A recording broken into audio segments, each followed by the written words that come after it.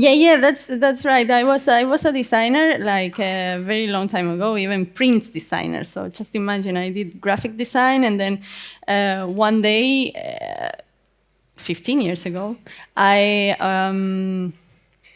started developing in ActionScript, and then I never went back.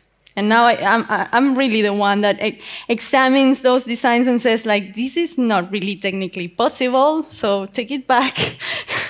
And yeah, okay, but I'm here to talk about interceptors. I think it's super interesting, the talk we had before for the backend, because what I wanted to say is that, well, my clicker doesn't work anymore for some reason. But it's okay, we'll do it here, I hope. Yep. So what happened was that at the end of 2016, when Angular was still a release candidate, but I had a lot of faith in it, we got a requirement for a large-scale application at work. I work in NetCentric, and we do Adobe Experience Cloud. I don't know if you people are familiar with it. It's pretty much a monolith content management system, but it's connected to a cloud of services. It's truly impressive, the amount of services you can put together. But of course, the front end is open for you to implement whatever you want. Obviously, if you're going to implement a single page application like Angular, you're going to have to do it in the context of one URL, and then you're going to have to route, and then there are many challenges because you have to connect the navigation of this massive architecture with a single page application. But this was even worse, like worse in terms of challenge, or larger in terms of challenges, because we had about 10 service providers for this application. So there was an API where we store the data, particularly now when we are in the context, or where we are kind of restricted by GDPR, and we cannot store the data in our servers. And we had our major rollout of this application in Russia, where all the data has to be in the same country. And so there were many things to face. And of course, we had to authenticate users, right, for every API, sometimes when doing a request to more than one service at once. And with Angular 2, back in the day, it was pretty complex thing to achieve, because you had the HTTP API, right, built on top of the XML HTTP API, and yes, you had to write services, like basic services, and then start proxying them or extending them, implementing on top of them. Sorry about the video. This is me, I guess. I have to, maybe you switch off the, yeah, okay, never mind.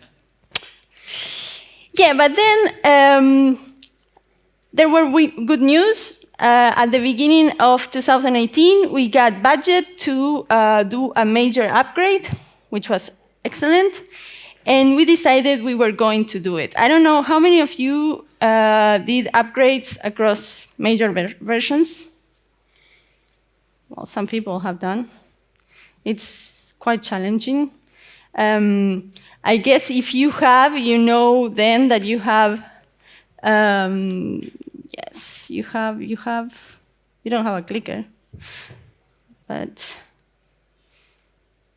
you have to go basically through certain versions according to the changelog to make sure that nothing breaks, and that you can do proper regressions every time you switch one version to another. So when we did our upgrade, we had to go in this order in order to make sure nothing breaks.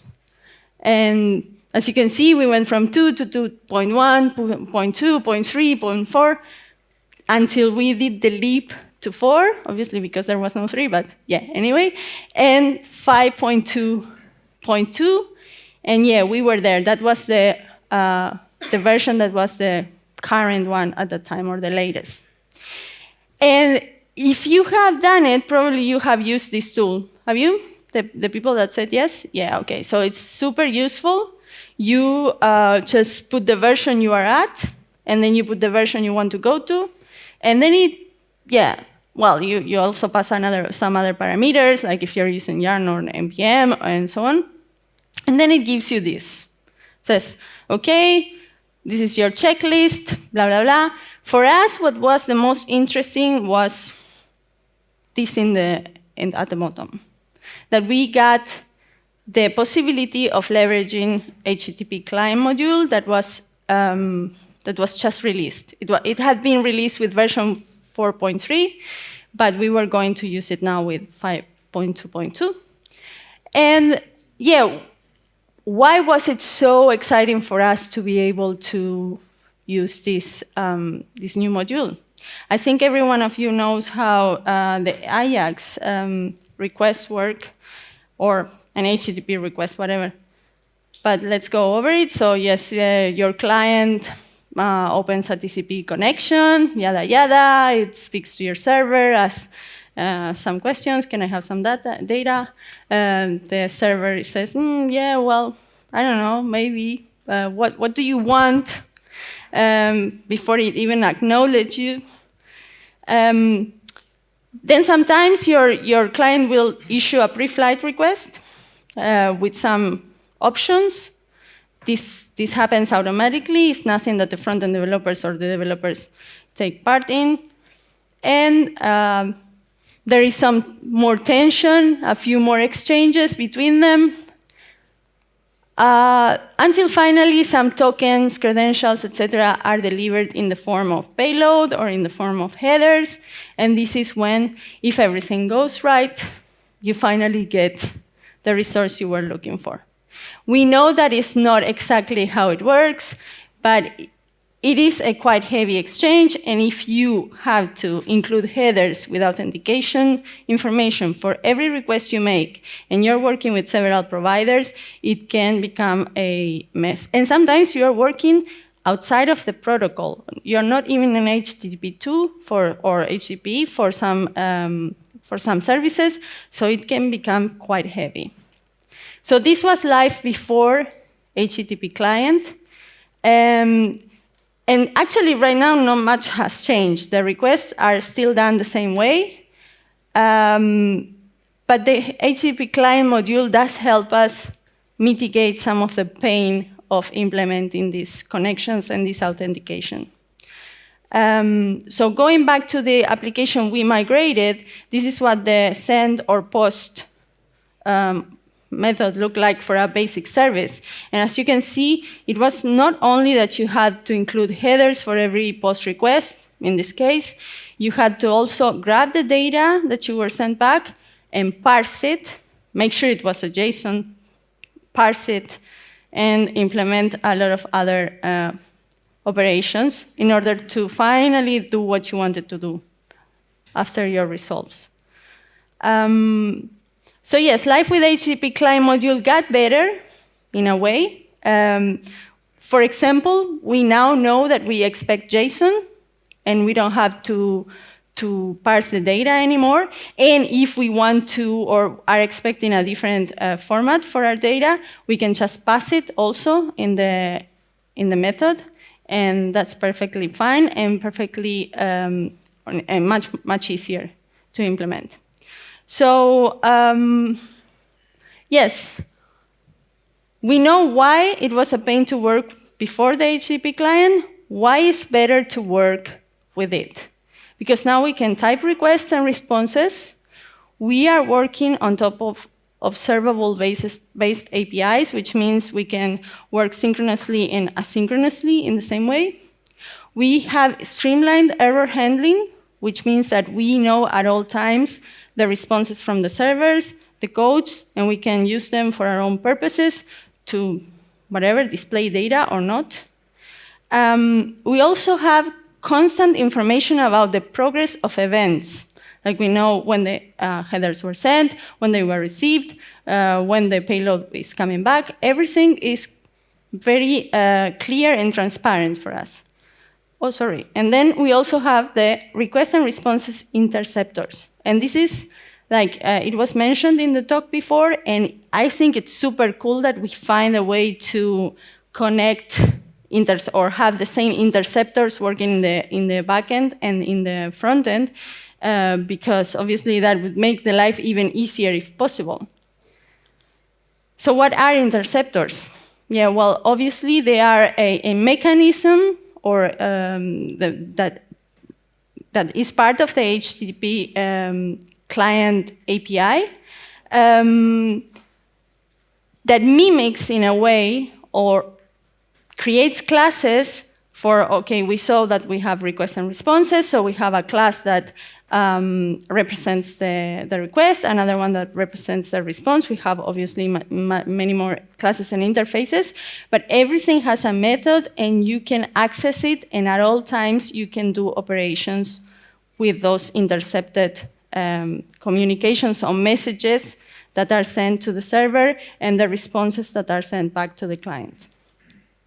Some other important information about interceptors is that they must be provided in the root and that they get executed in the order that they are provided. So why you want to provide interceptors in the root is because if you, or in the root module, because if you do it repetitively or if you do it in other modules, every one of them will, or at the last, will override the first one. This is because when you implement interceptors, you have a chain of interceptors. How it works is if you have a request, for example, and you have interceptor 1, interceptor 2, interceptor n, and they are in the same module or in several different ones, they are executed all the requests in this order, and when they come back from the server in the response, they are implemented in the same way until they get back to the client. So obviously, if you have some overriding or overlapping methods in interceptor 2, it will override whatever was in interceptor n. So yes, what do we use these interceptors for? What are the most interesting use cases for them? First of all, caching data and deciding whether you want the data to come from your server or a cache version in your server, or you want to serve whatever you have in the client at the moment. You can make those decisions by intercepting and mutating your responses. You can also, like we said, catch errors and then decide what you want to do. For example, you can get the 404s or 503s or whatever other codes that come from the server and decide to represent it with a notification or give a better user experience to the final user by leveraging those codes. This is not something that you should overdo because obviously you are getting constant information from the server, and if you're going to reuse it, it may be at a performance cost to your users. But finally, I think the most interesting use is the one of implementing authentication. And implementing authentications nowadays, you would want to do it with JSON Web Tokens. JSON Web Tokens, they have their own specification. Basically, they are a claim composed of a header and a body and a signature. It's all encrypted. So basically, your backend will send you or send the user one of these tokens, put it in their client, and every time you want to request some sensitive information, or now that we are, again, very closely monitored because of GDPR, and there are also financial operations that are done online, you would want for this to be your protocol to follow. So yes, the types of tokens that are most common are the ones that have to do with cross-request forgery and the prevention of it. Also for session validation, for authorization in APIs, or as API keys, usually known. Well, they all come in the form of JSON Web Tokens. So together with other information, this is something that you would want to send and retrieve back and forth as your application is operating, right? And And this is, like I said, the most interesting use case for interceptors. Also, you would want to implement them together with guards.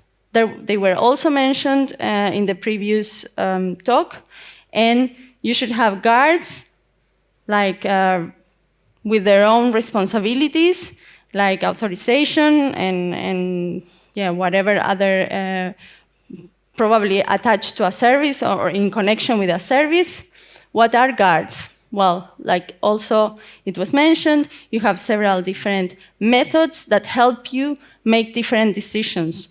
If you want to, I don't know, activate, or you want to deactivate, or you want to load, or you want to even resolve data, you can leverage them for this purpose. So now we're going to see a practical implementation. Back in, I think it was in March. Let me see, we're here. I was in Angular, Netherlands. Some of the speakers here were there. Some of the people that are here maybe were there. And I discussed this project I am involved in. It's a business guy that told me that he wanted to send cats to space, and then he wanted to have this page so he could, publish a list of hundreds of cats that wanted to be sent to space, and people could support them. One thing that we did for this particular talk is this is stored in GraphQL, all these cats, and we're also lazy loading them. So let me see, because I always mess it up with the setup, but how to see here. Let me bring this forward. So as you can see maybe here,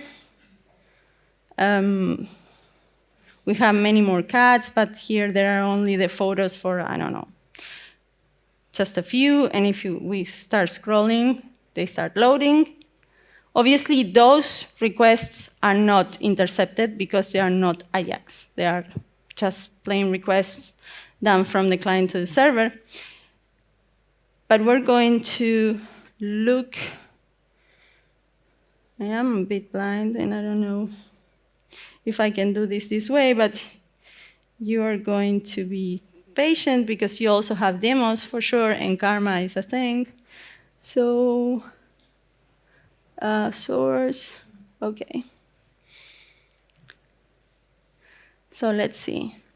What I did is, okay, I am mimicking a token, which is not a real token, it's not coming from any backend. It's just me using random math to generate a number.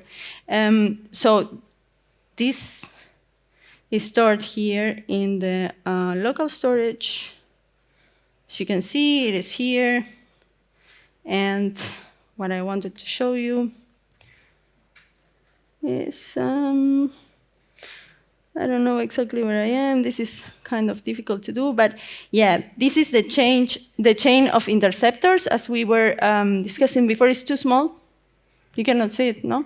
Can you see it? No, okay. I don't know if there is a possibility to make the, yeah, there is. How about here? Okay, what I want to grab is the chain. So if you see, the chain is this HTTP interceptor handler, which is, now we're gonna see the actual interceptor. It's this next that we see every time we implement an interceptor that passes the responsibility to the next one and to the next one, and then brings it back. So this is the chain that we create as middleware every time we do a request and get a response. And as you can see here, in the next, you have the interceptor that is being implemented at the moment is the inbuilt cross-site request forgery from Angular, and the next one in the chain is mine, which is a common request interceptor that I created in order to send the token back to the server and be granted access to any restricted view that I may have in, or route that I may have in my application. So what we're gonna do right now is I had all my breakpoints over here. We're going to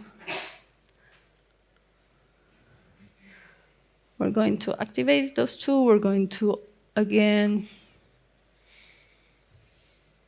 reload. And maybe it's no longer going to the same place. Okay, I'm not in the right file. Let's reload. Okay, there you go. So now we see the implementation of the interceptor. And as said, we are using the method intercept from the handler. And we say, OK, we have a request that is this interface or this class. It's not an interface, it's a class, HTTP request. We have the handler.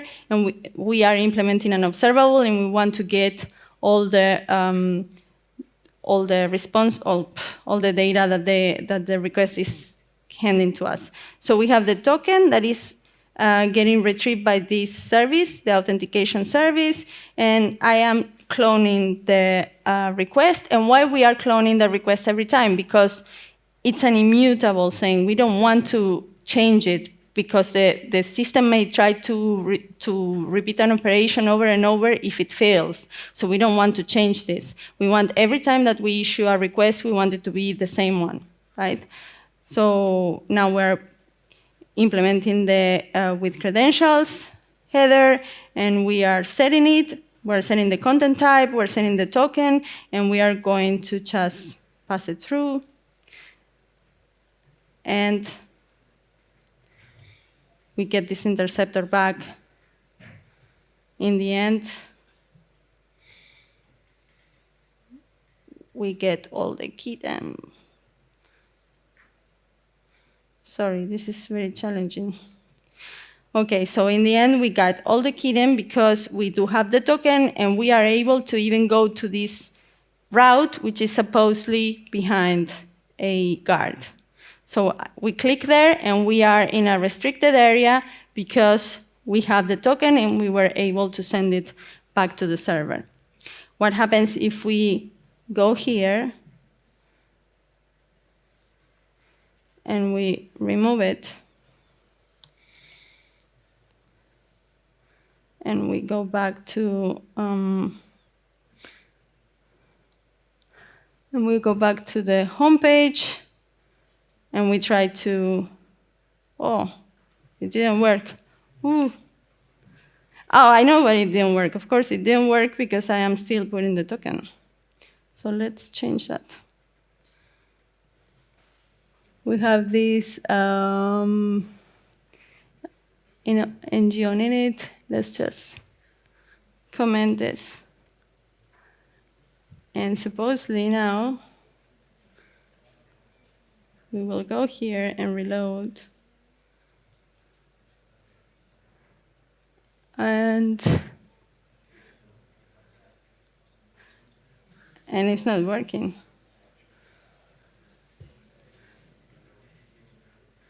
It's OK. It's because it's probably in the. No, it's because it's here, and I'm not deleting it purposefully anyway. So OK, now there you go. Yeah, the file is auto-saved, but the token was still in the local storage, so it was still reading it. But if we delete it and we no longer implement it, we can no longer access there. And if we try, because let's suppose our users know the URL, they're still not going to be able to access this, I guess. Supporters.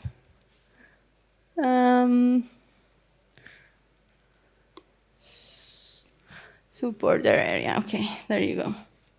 So even if you know the URL, even if you have it bookmarked, you are not going to be able to get there because you are behind an authentication guard that in this case is synchronous. It's just a, if we go there, don't tell me if I'm not in the red list. If we go here, it's just a very simple authentication guard, and it's synchronous, obviously, but we can perform very very complex operations with observables, with promises. We can go through many services like we do in this case in this application I'm telling you about, where we get a stream from an observable and we start like kind of reducing it until we get a promise, and then in the end we get a Boolean for this. But all this allows us to authenticate several services at once for the same user, and not only users that are created in a backend, like a, I don't know, a backend database that may be third party, but also in our case, for example, we have our own, like I said, CMS, where the users are created as nodes in a JCR, in a Java repository. So it's pretty complex. There is a proxy, and you get to go through every one of these authentications with the same interceptor and the same authentication guard until you can deduce for sure that the user is the one that corresponds. Obviously, you can pass more than one token. You can have tokens from one API. You can have tokens from one backend or another, and combine them and check them all, and in the end, decide if you want to hide or to show or to activate or not a route or another using the guards. So yes, like for every one of my talks, I create a repository.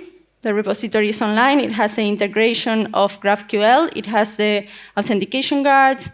It's not this, obviously. This is the credits for the kitten. Let me go back to, or not. This is very complicated to do, eh? Okay.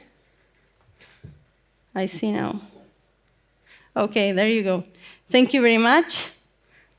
Go there, download the repo, play with GraphQL, play with lazy loading, with authentication guards, and see you. Thank you. Yes.